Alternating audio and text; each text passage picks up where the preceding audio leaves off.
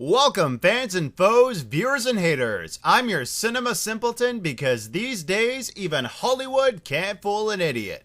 I'm going to guess that any of you wondering whether to give Warhorse a chance probably half assume it's one of those lame horse and his boys stories that Hollywood's rehashed about as many times as the Land Before Time series.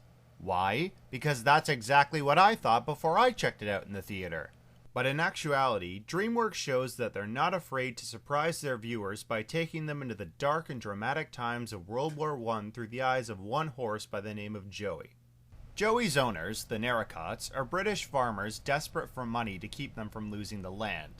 Don't leave your theater seat yet.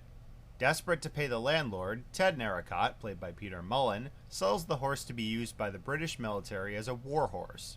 Ted's son Albert, played by Jeremy Irvine, is devastated, having grown close to the horse since they bought him, and is left heartbroken at his best friend being sent off to war.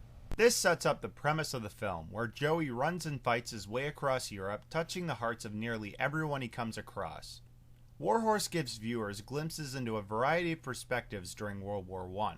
Through Joey's eyes, we see several short stories of soldiers, civilians, young and old, and never taking sides no matter which side of the battlefield he ends up on.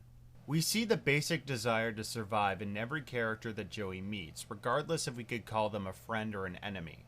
It's an ensemble of sound performances of talented European actors. Tom Hiddleston, Benedict Cumberbatch, and Toby Kebbell are just a few of these hidden gems to name. What impresses me most of all with Warhorse is that it starts out with the typical sunny Dreamworks opening, but once you give the movie a chance, it takes you by surprise. Seldom a punch is pulled by this studio known for offering family-friendly entertainment, and they have the guts to take you right into the filth and fear of the war. Warhorse is right to be a candidate for a Golden Globe, and in my personal opinion, deserves to be nominated for Best in Show at this year's Academy Awards.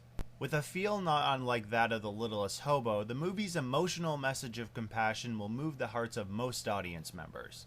My rating for Warhorse is a 5 out of 5.